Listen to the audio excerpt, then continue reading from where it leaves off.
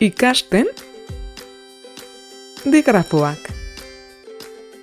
Alfabetoko letra bakoitzari soinu bat dagokio. Adibidez, A, B, D, L, N edo Sh. Baina badira soinu batzuk bi letraz idazten direnak. Adibidez, Ts, Ts, soinua T eta Ixa letrak elkartuz idazten da. Soinu bakar bat egiteko bi letrak elkartzen ditugunean, digrafo bat daukagu. Euskaraz, hauek dira ditugun digrafoak.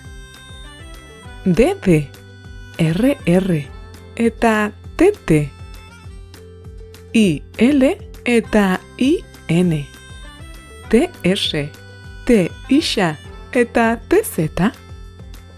Digrafo bakoitzerako hitz batzuk bilatuko ditugu eredu gisa.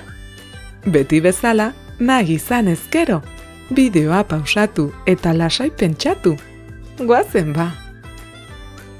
Digrafo bikoitzekin hasiko gara. D bikoitza.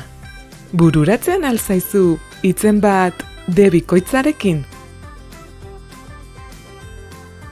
Onjo, Angere, Maialen. R bikoitza. Bururatzen alzaizu hitzen bat R bikoitzarekin.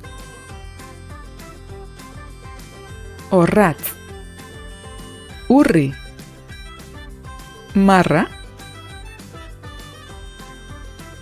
T bikoitza. Bururatzen alzaizu hitzen bat T bikoitzarekin. Puntxa, Mutxur, Katxalin.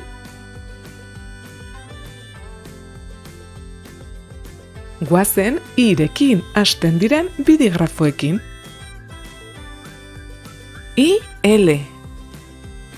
Bururatzen alzaizu IL duen hitzen bat.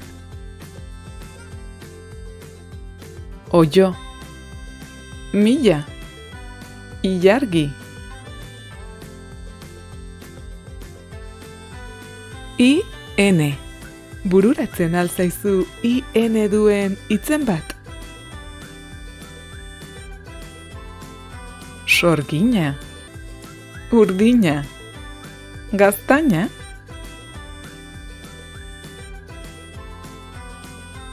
Goazen azkenik terekin hasten diren digrafoak ikustera. TS. Bururatzen alzaizu TS duen hitzen bat. Itxaso, Atsegin, Amets. T-ixa. Bururatzen alzaizu T-ixa duen hitzen bat. Txistu, Etxe, Untxi. T-zeta. Bururatzen alzaizu T-zeta duen hitzen bat. Maiatz, Atzo, Motz. Beno ba, hauek izan dira digrafoak. Hurrengor arte, agur! Ipuin eta hezkuntza baliabide gehiago gure webgunean.